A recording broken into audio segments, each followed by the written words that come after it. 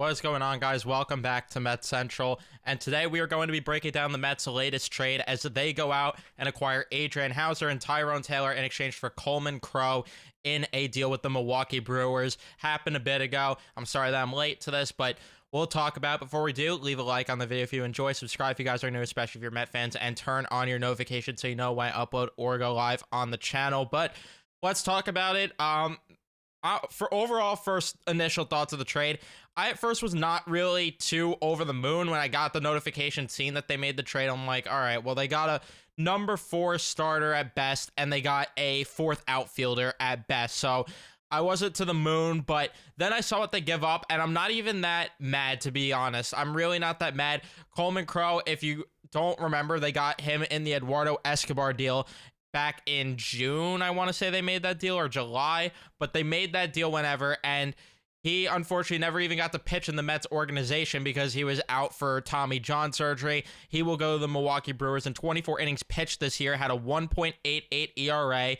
In was this in Double A? Yeah, in Double A, had a 1.88 ERA. He had a WHIP at .625. He had a hits per 9 at 3.4, home runs per 9 at 1.1, a walks per 9 at 2.3, strikeouts per 9 at 11.6, which is really good. And yeah, he only walked 6 batters. So like, you look at on the surface, it was great, but then you go to the year before, he struggled in Double A when he first went up there.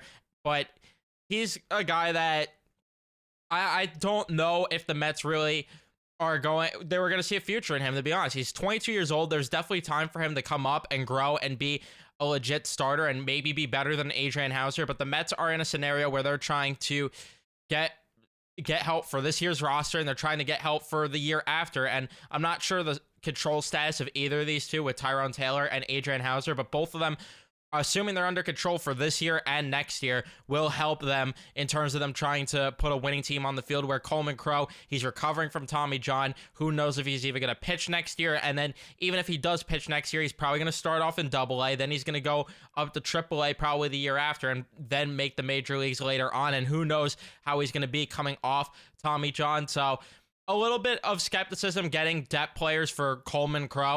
It's not like I'm, overly to the moon, but I don't hate this move because of the fact that, like I said, the Mets get the better players as of today, at least in this deal, because time will tell kind of with what the Brewers end up getting. And we know that they like to have pitching, and we know they have magic with pitching. Even with David Stearns not at the helm, we know that they might work some magic with their pitching there for Coleman. So I wish him the best of luck in Milwaukee. But let's talk about what the Mets got, which is what you guys are here for, where they got Adrian, who, in my opinion, is probably the better piece of this deal. A guy that's probably going to slot into the back end of the rotation behind Luis Severino, Quintana, Senga, hopefully Yamamoto maybe. And that leaves in them then at the number 5 starter position, which the Mets desperately needed rotation help, as we know. And Luis Severino, you can't pencil him in for enough innings. At least Adrian Houser, you could pencil in for over 100 innings. Do I think he is going to be, this great player? And he still doesn't really even make that many, he doesn't pitch that many innings in terms of a guy that does start pretty often. But 111 innings is still not bad in 21 starts, 23 games played. So he was in the bullpen for a bit this past year. And with those numbers that he had a Ks per 9 at 7.76. He had a walks per 9 at 2.75, which is okay for both numbers. You maybe would like better with both of them. Home runs per 9, 1.05, which is really not bad. Ground ball rate at 46.7%, and he had an ERA at 4.12, an expected ERA at 4.16, and a FIP at 3.99. So kind of your back end of the rotation type numbers right there. And you look at his Savant page, nothing really excites you there except for, his walk rates kind of a little over the middle of the pack.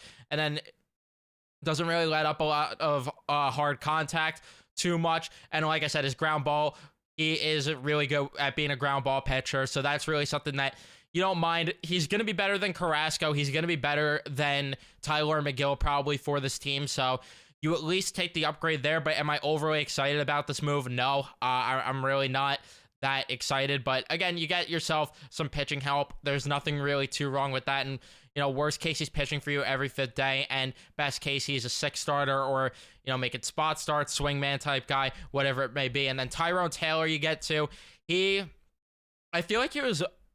I can't remember. I really can't remember.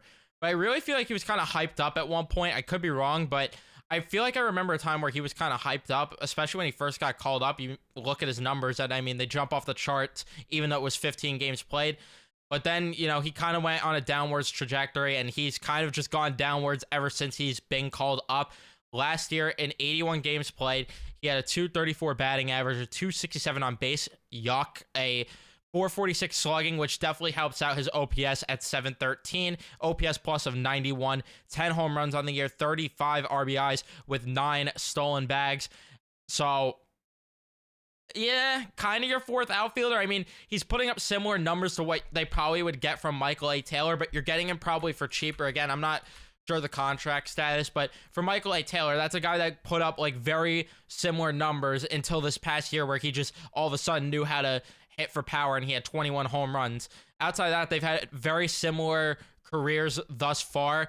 I'm pretty sure Michael A. Taylor, though, is better defensively, but it's not like, Tyrone Taylor's awful defensively. You look at his metrics on Baseball Savant, he is still a plus defender. By no means is he bad, but you would probably say Michael A. Taylor's better, but you still get a guy that's similar in comparison for a cheaper price. So if it was going to be them getting Michael A. Taylor or Kevin Kiermaier or anyone like that, I will take them getting a back in the rotation piece and Tyrone Taylor versus getting and spending money on just going out and getting, Kevin Kiermaier, just going out and spending money on Michael A. Taylor. You go out and you get additional help, and you get a guy that could help make an impact for your lineup a bit. And the only thing that really scares me is how much he might play, because we know Starling Marte does not like to play a full season. It's just not in his DNA, unfortunately, anymore, as he's on the back end of his career.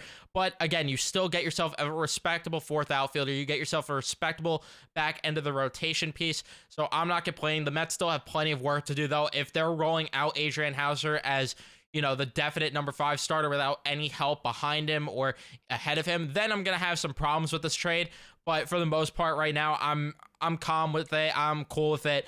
I'm not really mad, even though I think Coleman Crow can maybe be something. But again, time will tell with that. But for the most part, this is definitely a very respectable move, in my opinion. He's not going to wow you or anything with your bat. That's the unfortunate part. But, I mean, that's pretty much what a fourth outfielder is. And you know what? I'll take a guy that could give you a 700 OPS, has a bit of pop in his bat, and maybe we'll get on base. I mean, he had 17 doubles last year, 1 triple in 54 hits, out of 54 hits. So, he gets a couple of extra base hits. I'm not too mad about it. You can maybe hope, like, if he could get his on base up a bit, I think that would go a long way, and hopefully the Mets coaching staff can help with that. But that's really all I have to say about this move. I mean, it's really not a big move, really not that little of a move either. It's kind of just an in-between type thing where it's like, I think both teams will benefit from this. But yeah, that's really all I got for you guys on this one. Let me know your thoughts in the comment section down below. Would love to hear from you guys. Don't forget to leave a like if you have not already. Subscribe if you guys are new, especially if you're Met fans. Turn on your notifications so you know when I upload or go live next on the channel. And I will see you in the next one. Let's go Mets.